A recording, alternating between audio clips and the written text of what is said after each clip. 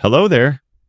Glad to see you clicked on this video, clearly demonstrating your critical thinking superiority over everyone else. Today we're going to talk about critical thinking, that skill that supposedly saves us from stupidity, fake news, and buying useless junk on AliExpress at 3 a.m. But here's the problem. Most people who shout the loudest about critical thinking are merely imitating it. They think critically about everything except their own beliefs.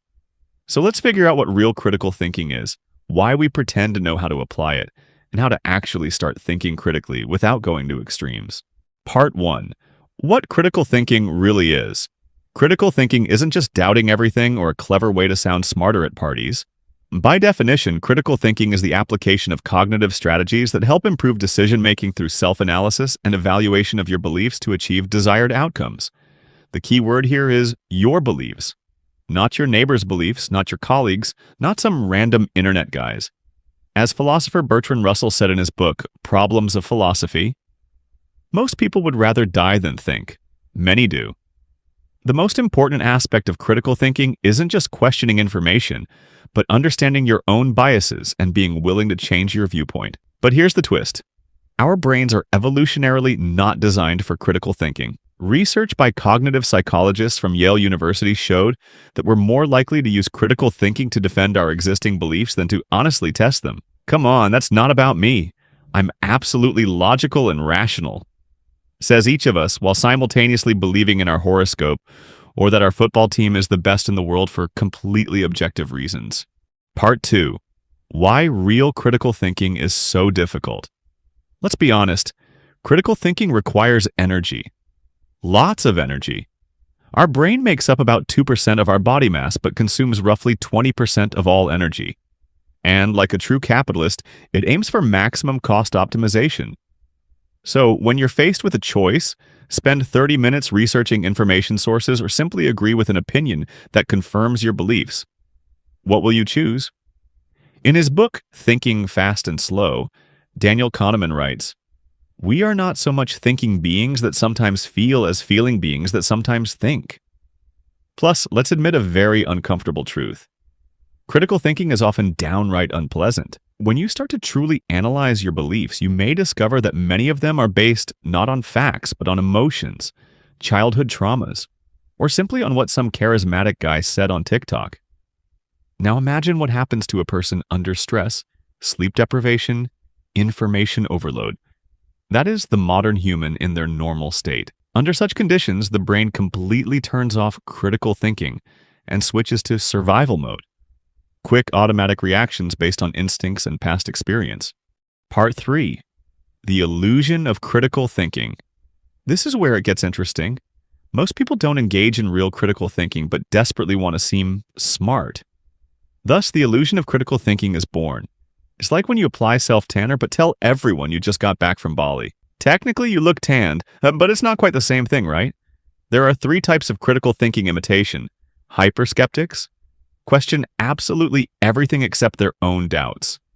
Nodders agree with everything their favorite guru, blogger, politician says and call it critical evaluation of information.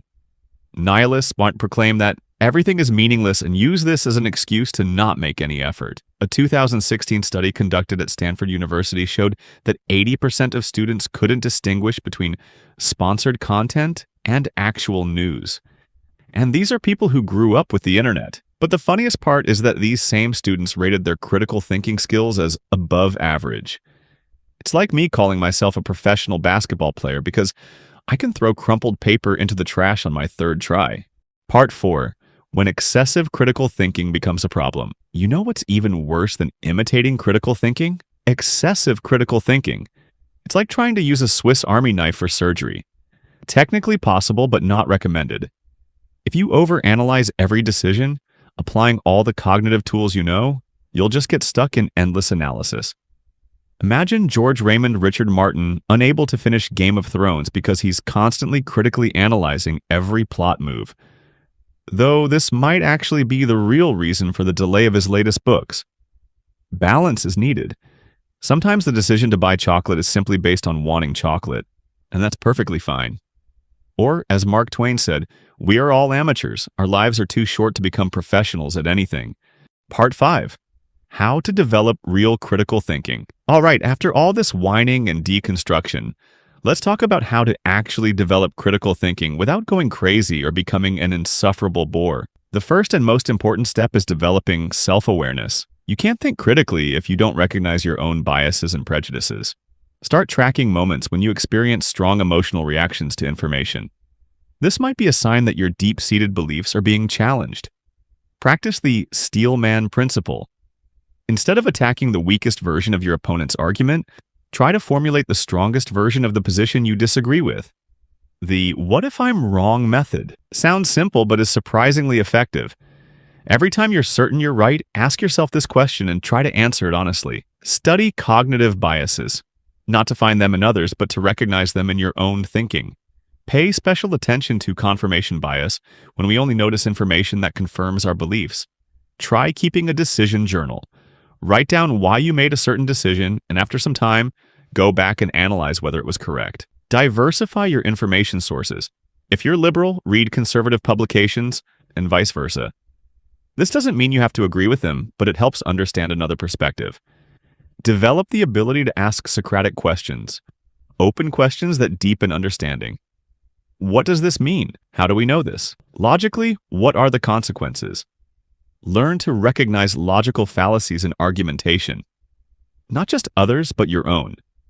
Especially watch out for false dichotomies, either A or B, appeals to authority and appeals to popularity.